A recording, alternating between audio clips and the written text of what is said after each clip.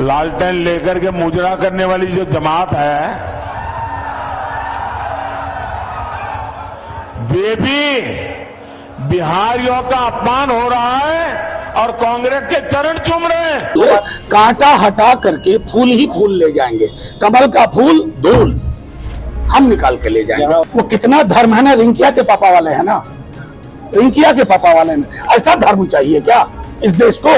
हमें बापू वाला हे राम चाहिए, हे राम, मर्यादा पुरुषोत्तम राम। क्योंकि प्रधानमंत्री पढ़ते लिखते नहीं है, अमित शाह जी पढ़ते नहीं है, किसी ने स्क्रिप्ट पकड़ा दिया, अब हीरा मंडी देख करके किसी ने स्क्रिप्ट दी, वो मुजरा करने लगे। 4 तारीख के बाद लालू जी हर तरह की इबादत करेंगे, मंदिर जाएंगे, मस्जिद जाएंगे, गुरुद्वारा जाएंगे, भले झटका करते रहते हैं, 2.5-3 किलो हलाल मटन खाते हैं, वो वही करेंगे। चैलेंज करता हूँ मोदी जी को, बिहार वाले तो छोटे मोटे चंगू मंगू हैं, चंगू मंगू से बात नहीं होगी तेजस्वी जी की। प्रधानमंत्री जी आए, आर्थिक नीति पे बात करें, सामाजिक सौहार्द पे बात करें, और हाँ, इस पर बात करें। बिहार की राजनीति इन दिनों बेहद दिलचस्प हो गई है।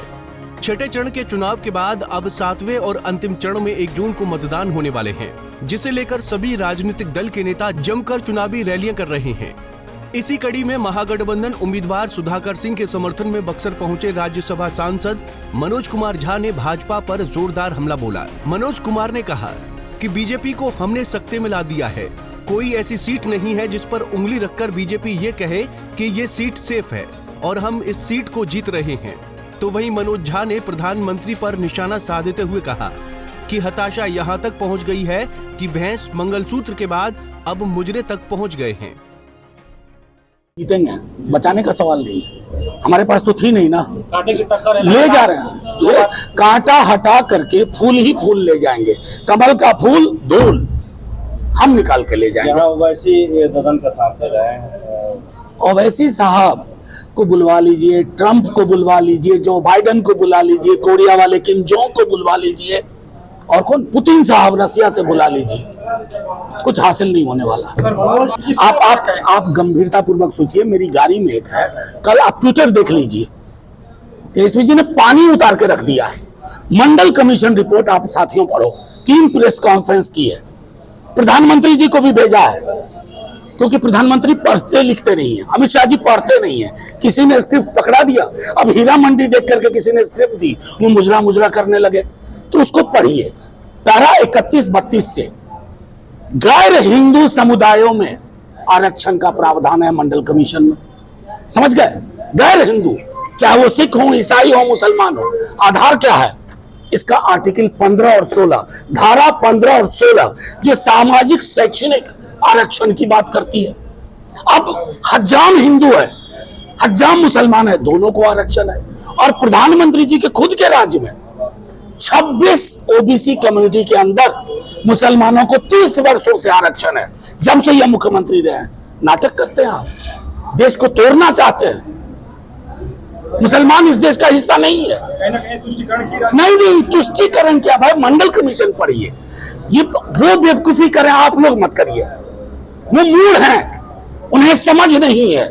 आप लोग पत्रकार बंधु, आप लोग पढ़िए, कितना बड़ा झूठ बोला जा रहा है। जो चीजें मंडल कमीशन में है, जो चीजें गुजरात में है, उसको आकर के प्रधानमंत्री जी झूठ बोल रहे हैं। कल को माफी भी मांग लेंगे। चुनाव में तो ये सब चलता है, ऐसे चलता है। देश का ताना बाना तोड़ दीजिएगा। यहाँ हिंदू मुसलमान, अगड़ा पिछड़ा दलित एक दूसरे का हाथ थाम के रहेगा। कोई कुछ कह ले, हाथ थाम के रहेगा। पत्र को पढ़िए, कहिए तो मैं आपको पीडीएफ भेज देता हूं। इसमें एक एक समुदाय, एक एक जाति के लिए कमिटमेंट है। वो कमिटमेंट आपने लोकसभा में देखा, और विधानसभा में तो हम तस्वीर बदल के रख देंगे। माई बाप के अलावा कोई बचेगा नहीं, बाकी लोग बाप बाप करेंगे। नीतीश कुमार आज की नालंदा में बोले हैं कि हिंदू मुस्लिम की लड़ाई राजद कराती थी, उस समय जंगल राज था, जो हमने और भाजपा ने खत्म किया। मैं उनको क्या कहूँ, उन पर कोई टिप्पणी नहीं करना चाहता, बहुत आदर है मन में, लेकिन वो आजकल क्या बोलते हैं समझ में नहीं आ रहा। बीजेपी के साथ बैठ रहे हैं, तलवार बांट रहे हैं। क्या नीतीश जी मंगलसूत्र भैंस नहीं सुन रहे हैं? क्या नीतीश जी मुजरा नहीं सुन रहे हैं? इतना के बावजूद अगर ये बोल रहे हैं तो मैं सच बता रहा हूं, वो अपने मन से नहीं बोल रहे हैं। उनके इर्द गिर्द 2 नौकरशाह है और 2 पॉलिटिशियन है। वो सुबह सुबह पर्ची पकड़ा देते हैं। क्या हाल कर दिया हमारे नीतीश बाबू का, हाथ में कमल छाप पकड़ा दिया। ये आप इस राज्य के मुख्यमंत्री एक बड़े नेता के साथ व्यवहार कर रहे हैं, मुझे चिंता हो रही है उनकी। पहले तो कहा जाता था कि तेजस्वी कुछ नशा गिराते थे, अब तो बीजेपी के साथ। ना ये सब मैं नहीं जाना चाहता।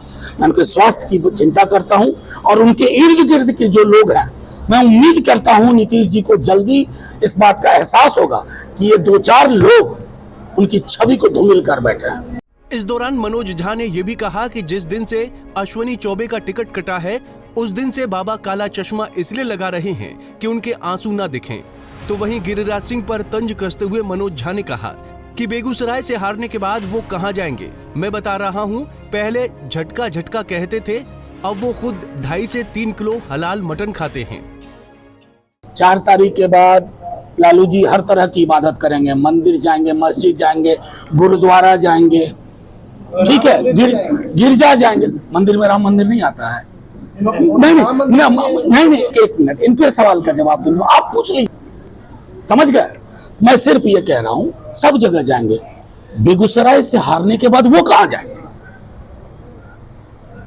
मैं बता रहा हूं। भले झटका झटका करते रहते हैं, 2.5-3 किलो हलाल मटन खाते हैं, वो वही करेंगे।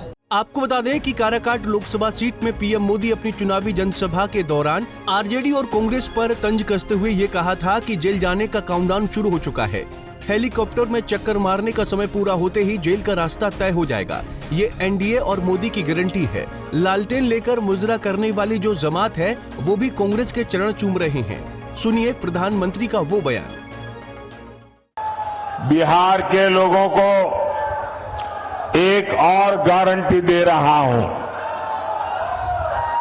जिन्होंने बिहार के गरीबों को लूटकर नौकरी के बदले जमीन लिखवाई है,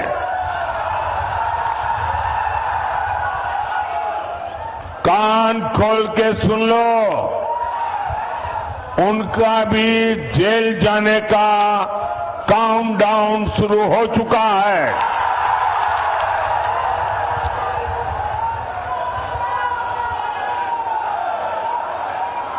ये जैसे ही ये हेलीकॉप्टर में चक्कर मारने का समय उनका पूरा होगा, जेल का रास्ता तय हो जाएगा। बिहार को लूटने वालों को एनडीए सरकार छोड़ेगी नहीं, और ये एनडीए की गारंटी है, मोदी की भी गारंटी है। लालटेन लेकर के मुजरा करने वाली जो जमात है, वे भी बिहारियों का अपमान हो रहा है और कांग्रेस के चरण चूम रहे हैं। कांग्रेस के खिलाफ एक शब्द बोलने को तैयार नहीं है, कांग्रेस का जवाब मांगने को तैयार नहीं है।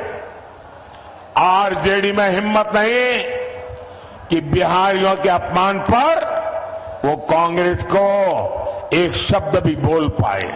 बहरहाल प्रधानमंत्री के बयान के बाद जमकर सियासत हो रही है। देखना ये दिलचस्प होगा कि बिहार की जनता इस बार किसे सत्ता का ताज पहनाती है। पंजाब केसरी टीवी के लिए संजय उपाध्याय की रिपोर्ट।